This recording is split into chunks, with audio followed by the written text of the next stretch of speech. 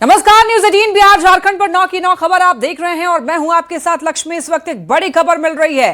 पटना में जल्द ही 5 star hotel का निर्माण होगा। जी हां, अब इसके लिए देखिए, इनकम टैक्स गोलंबर के पास स्थित होटल पाटलिपुत्र अशोक को तोड़ा जा रहा है और पर्यटन निगम ने निर्माण एजेंसी को होटल हैंडओवर कर दिया है। अब देखिए, यहां पर 1.5 एकड़ जमीन पर 140 कमरों का 5 स्टार होटल बनेगा और आपको बता दें कि इस होटल को बनाने में करीब 200 करोड़ से ज्यादा खर्च होंगे। इसी महीने नया मॉडल तैयार हो जाएगा। आपको बताते चलें, इसके बाद निर्माण का काम शुरू किया जाएगा। 4 साल में निर्माण कार्य पूरा करने का लक्ष्य रखा गया है। राज्य सरकार ने करीब 5 साल पहले केंद्रीय पर्यटन मंत्रालय से इसकी मंजूरी ली थी, लेकिन विभिन्न प्रक्रियाओं में समय लगने के कारण अब जाकर निर्माण कार्य शुरू हो पाया है। आपको बता दें कि ये जो जगह है वो हार्ट ऑफ पटना के रूप में जाना जाता है, जहां से डाक बंगला चौराहा, मुख्य सचिवालय और पटना एयरपोर्ट सब नजदीक है। और आपको बता दें कि पहले इस जगह पर अशोक होटल था, जो कि कोरोना महामारी के कुछ महीने पहले बंद हो गया था।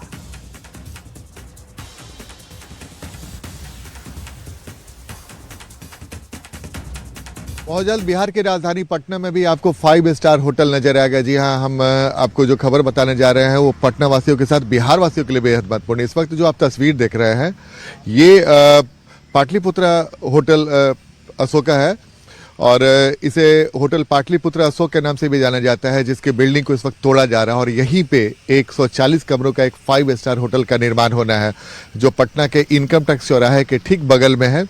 और इसे तोड़कर 5 स्टार होटल का निर्माण कराया जाएगा। जाहिर सी बात है, ये पटना का प्राइम लोकेशन माना जाता है और जिस जगह पर निर्माण होना है वो इनकम टैक्स के ठीक बगल में होटल पाटलिपुत्र अशोक था, जिसे अब तोड़ दिया गया है और अब यहीं पर 5 स्टार होटल का निर्माण होना है। पर्यटन निगम ने निर्माण एजेंसी को हैंडओवर भी कर दिया है, जिसके बाद काम तेजी से चल रही है और यहाँ पे लगभग 1.5 एकड़ जमीन पर 140 कमरों का 5 स्टार होटल का निर्माण होना है और लगभग बताया जा रहा है कि लगभग 200 करोड़ से भी अधिक रुपए खर्च हो सकते हैं इस 5 स्टार होटल में। और इस नए जो होटल बनने हैं इसका मॉडल भी तैयार हो चुका है और इसका निर्माण कार्य भी शुरू किया जाएगा। और जो जानकारी मिल रही है उसके हिसाब से 4 साल में निर्माण कार्य पूरा करने का लक्ष्य भी है। जाहिर सी बात है, सितंबर महीने में ही एक MOU हुआ था, जिसमें बिहार राज्य पर्यटन विकास निगम और ITC होटल के बीच एक MOU किया गया था और जिसके बाद यहाँ पे तय हुआ था कि पटना में इनकम टैक्स चौराहे के ठीक बगल में होटल पाटलिपुत्र अशोक की जगह 5 स्टार होटल का निर्माण किया जाएगा।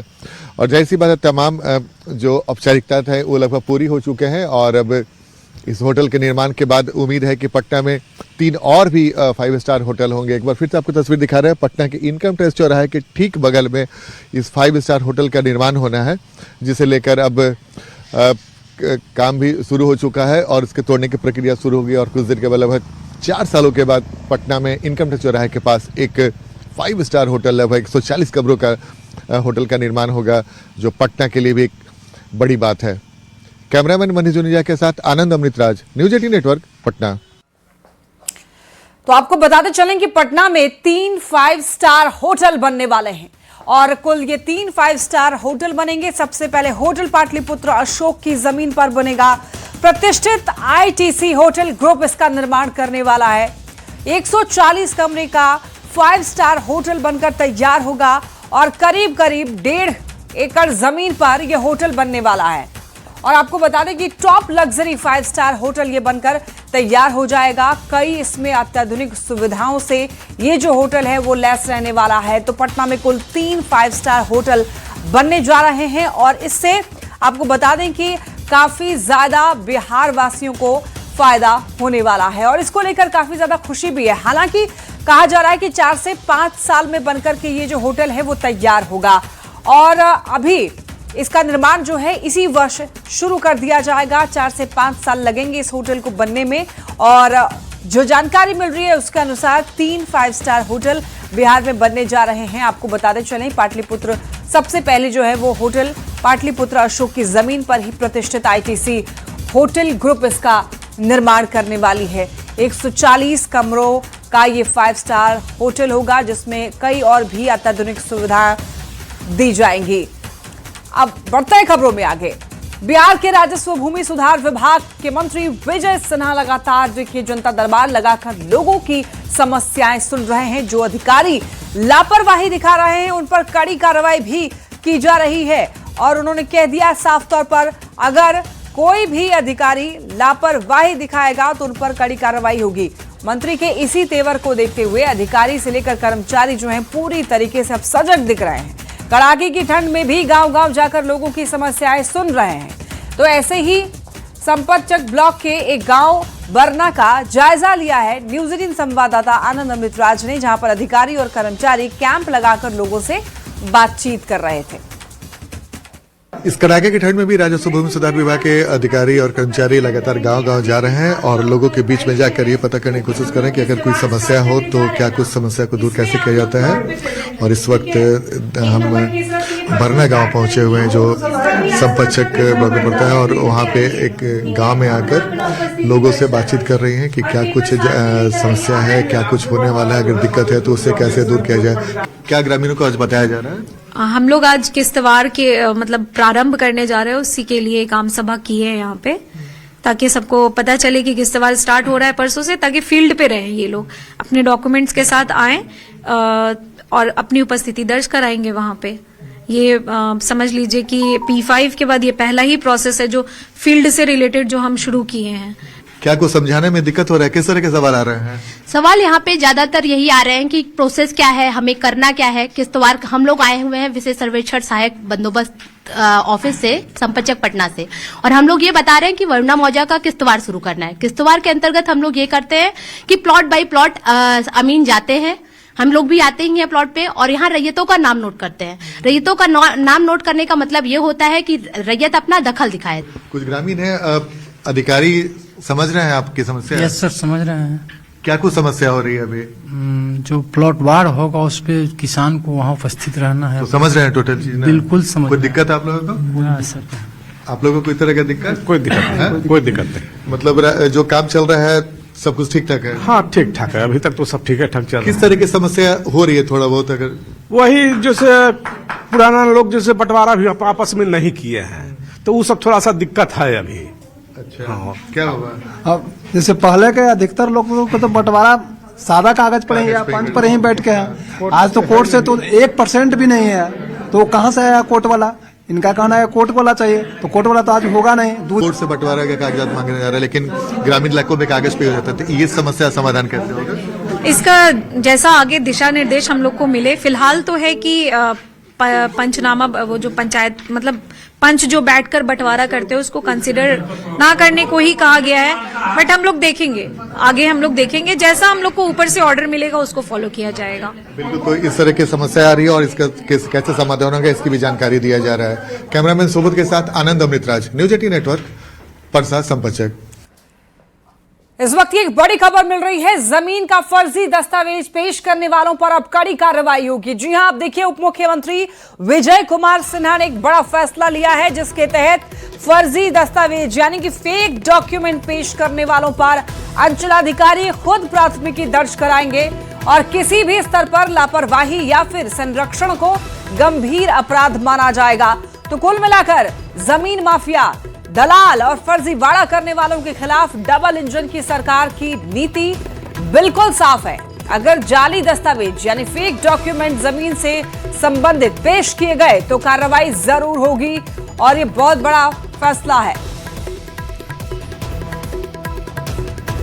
खबर सहरसा से मिल रही है जहां पर डीएम दीपेश कुमार मॉडर्न अस्पताल के औचक निरीक्षण में फुल एक्शन मोड में दिखाई दिए। इस दौरान दवाई काउंटर पर मौजूद फार्मासिस्ट पर जमकर बरसते हुए भी दिखाई दिए, जमकर फटकार लगाई। डीएम दरअसल अस्पताल की साफ सफाई, ओपीडी में डॉक्टर की मौजूदगी और मरीज को दिए जाने वाले खाना और नाश्ता सहित कई अन्य चीजों का निरीक्षण करने के लिए वहां पर पहुंचे थे। तो ऐसे में डीएम ने कई दिशा निर्देश भी दिए।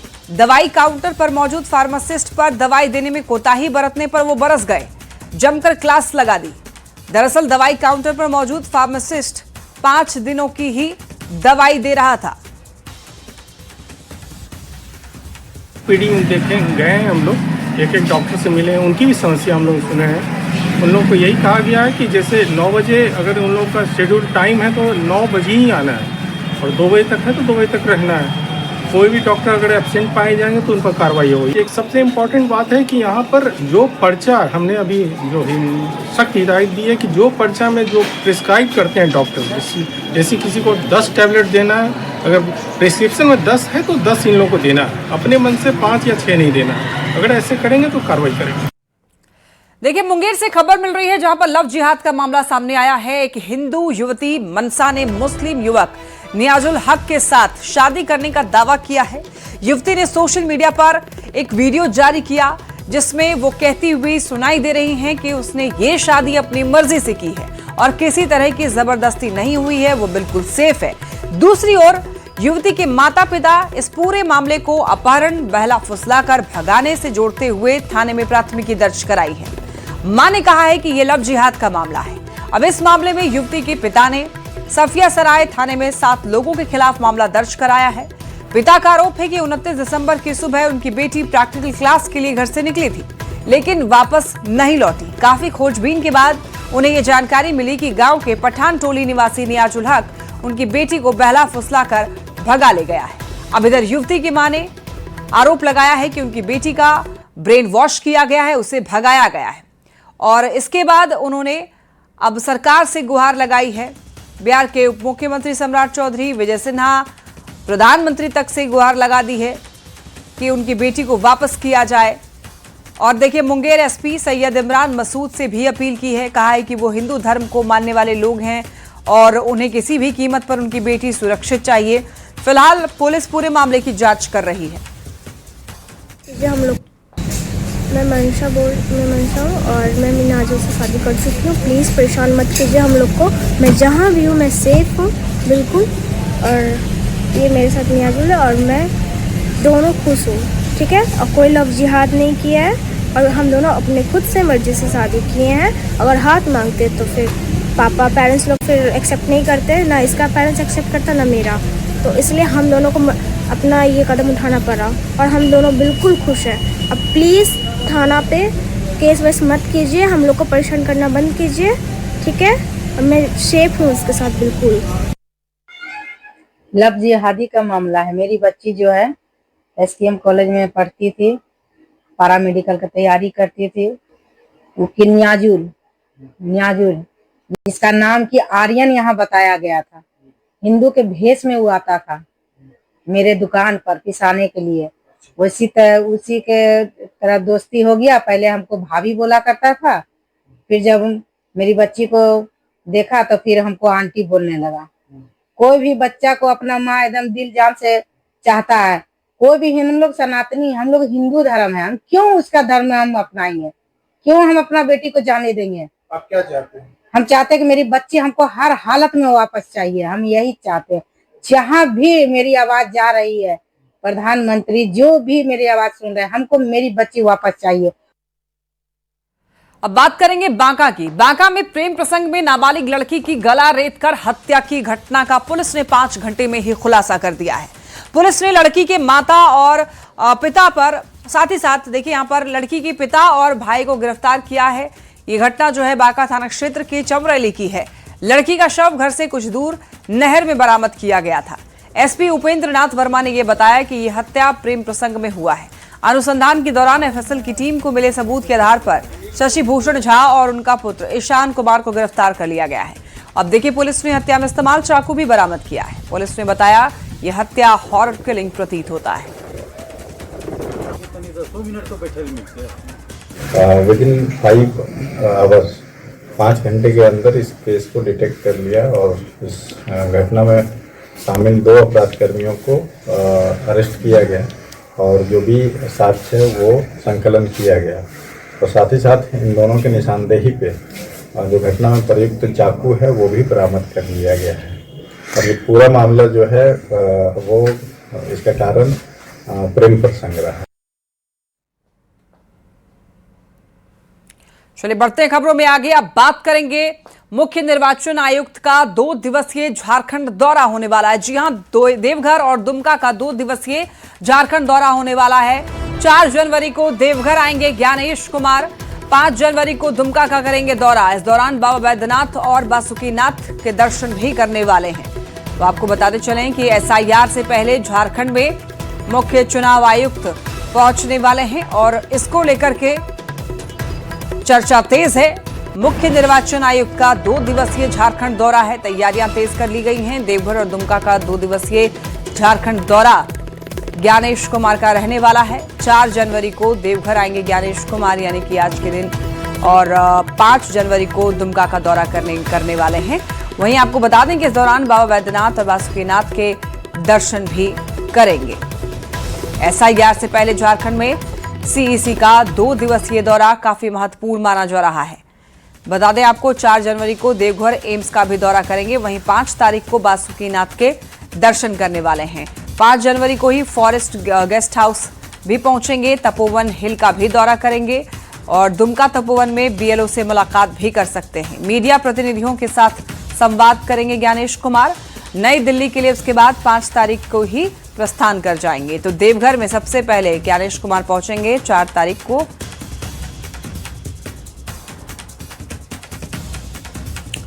चलिए बढ़ते हैं खबरों में आगे। पहलगाम टेरर अटैक के दौरान देखिए सोशल मीडिया पर आपत्तिजनक पोस्ट डालने वाली आरोपित लोक गायिका नेहा सिंह गिरफ्तारी से बचने के लिए हजरतगंज कोतवाली बयान दर्ज कराने के लिए पहुंची। नेहा सिंह राठौर का बयान दर्ज कर लिया गया है। हजरतगंज थाने में नेहा सिंह का बयान दर्ज हुआ है नोटिस देकर के। हालांकि पुलिस फिर बुला सकती है नेहा सिंह राठौर को। दरअसल नेहा सिंह राठौर ने पहलगाम अटैक के दौरान विवादित पोस्ट सोशल मीडिया पर किया था और इसी को लेकर के पुलिस पूछताछ कर रही है। पहलगाम अटैक पर सोशल मीडिया पर विवादित पोस्ट के बाद अब नेहा सिंह राठौर की मुश्किलें बढ़ती हुई दिखाई दे रही है। हालांकि नेहा सिंह राठौर का ये कहना है कि वो यहां पर पुलिस को सहयोग कर रही है। मैं जांच में सहयोग के लिए पुलिस मैं जांच में सहयोग हेतु यहाँ पर आई हुई, मुझे अरेस्ट नहीं किया गया है। जो नोटिस दी गई थी कि यहाँ पर आप रात को आई हैं बयान के लिए, क्या बयान आपके दर्ज किए गए? नहीं, अभी बयान दर्ज करने के लिए मैं जा रही हूँ। अगर आप लोग रास्ता छोड़ेंगे तो मैं जा पाऊंगी। क्या पुलिस ने कुछ बताया कि अभी आपको? नहीं, पुलिस की तरफ से पहला जो नोटिस है मुझे आज से 14-15 दिन पहले आया हुआ था। तब मेरा अब मैं चलूं? हाँ, तो उस नोटिस पर भी आप बयान देने के लिए आई हैं? हाँ, चलिए। ये मैं चल रही हूँ, मुझे है ना, मैं चल सकती हूँ। ठीक है।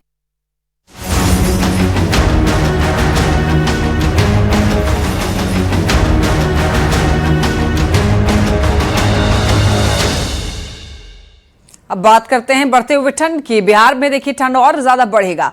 कोहरे के साथ साथ कोल्ड डे की चेतावनी। अगले 1 हफ्ते के आसपास कड़ाके की ठंड पड़ने की भविष्यवाणी मौसम विभाग के द्वारा की गई है। तो अगर मौसम विभाग की माने तो अभी और ज्यादा ठंड बढ़ने वाली है, यानी कि ठंड से राहत अभी नहीं मिलेगी। अगले 1 हफ्ते के आसपास कड़ाके की ठंड पड़ सकती है। मौसम विभाग के अनुसार ये कहना है। न्यूनतम तापमान में गिरावट दर्ज की जा सकती है। तो कोल्ड डे को लेकर चेतावनी जारी कर दी गई है मौसम विभाग के द्वारा। ठंड का कहर जारी है। कोहरे की वजह से काफी ज्यादा परेशानियों का सामना भी लोगों को करना पड़ रहा है। घना कोहरा होने की वजह से विजिबिलिटी काफी ज्यादा कम रहती है।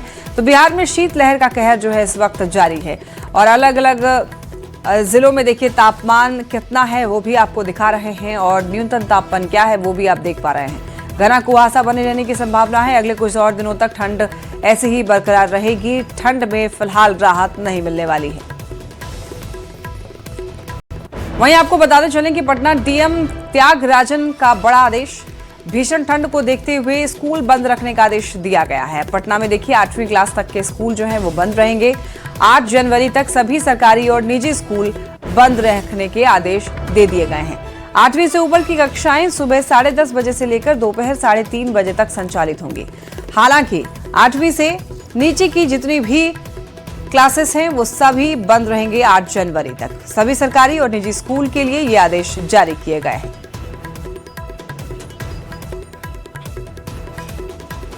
वहीं देखिए पटना के दानापुर इलाके में ठंड ने लोगों की मुश्किलें काफी ज्यादा बढ़ाई हुई है। लगातार बढ़ती ठंड और घने कोहरे के कारण जनजीवन प्रभावित हो रहा है। सुबह और देर रात घना कोहरा छाए रहने से विजिबिलिटी काफी कम हो गई है, जिसका असर सड़क पर, रेल यातायात पर साफ तौर पर देखने को मिल रहा है। कई जगहों पर वाहन चालकों को धीमी गति से चलने को मजबूर होना पड़ रहा है। ट्रेनों के परिचालन पर इसका खास तौर पर असर पड़ा है। बुढ़वा लोग मर रहा है ठंड से, उसको कोई आश्रय नहीं है। एगो जो है आपका यहाँ कम्बल का तो खैर व्यवस्था नहीं है, नाम लोग बुला के यहाँ के कम्बल का वितरण हो रहा है, लेकिन हो नहीं रहा है। ठंडा तो पूरा है। क्या है ठंडा? तो है ये सुबह शाम और दिनों में होता है। क्या हो रहा है तकलीफ? हम मजदूर लोग हम अलाव का व्यवस्था किया जा रहा है। हाँ, क्या होता है परेशानी है कि क्या मतलब गरीब लोगों का परेशानी है।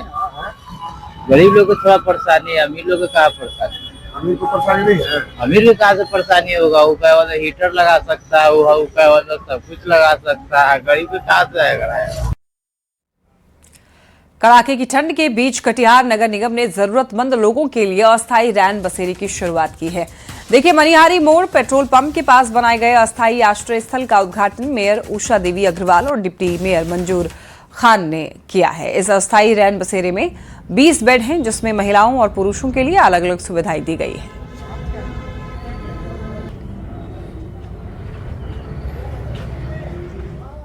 सर्दी के सितम के बीच कटिहार में अस्थायी तौर पर रैन बसेरा का शुरुआत किया गया है। चायबाड़ी का यह इलाका है, जो व्यवस्था की तस्वीर है उसको आपसे रूबरू करवाते हैं। यह देखिए, मच्छरदानी कंबल के साथ साफ सुथरा चद्दर है, तमाम व्यवस्था किया गया। बड़ी बात यह है कि 13 बेड पुरुष के लिए, जबकि 7 बेड की व्यवस्था महिलाओं के लिए अलग से किया गया है और बिल्कुल अलग व्यवस्था इसके साथ साफ सफाई और शौचालय के साथ साथ एक खास व्यवस्था जो सीसीटीवी है, जो सुरक्षा के लिए बेहद महत्वपूर्ण है, उसका भी व्यवस्था किया गया है। जब आप बात कर लेते हैं महापौर से, मैडम क्या रैन बसेरा अस्थायी रूप से रैन बसेरा का उद्घाटन, क्या क्या व्यवस्था से लैस है?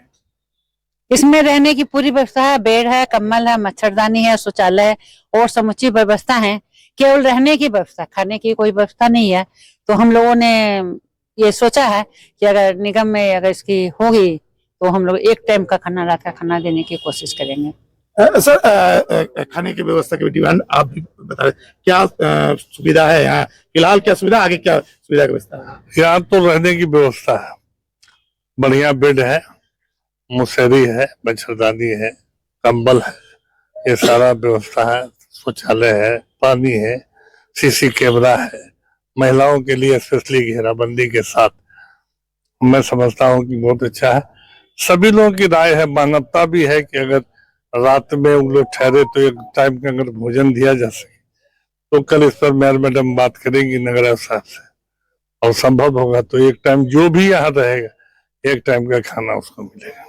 तो ये मेयर और डिप्टी मेयर थे जो कटिहार के इस अस्थायी रैन बसेरा के बारे में विस्तृत जानकारी दे रहे थे। निश्चित तौर पर सर्दी के सितम के बीच खासकर राहगीरों के लिए ऐसा रैन बसेरा किसी वरदान से कम नहीं है। सुब्रत, न्यूज़ 18 कटिहार। और इसी के साथ इस बुलेटिन में फिलहाल इतना ही। खबरें लगातार जारी है, देखते रहिए न्यूज़ 18 बिहार झारखंड।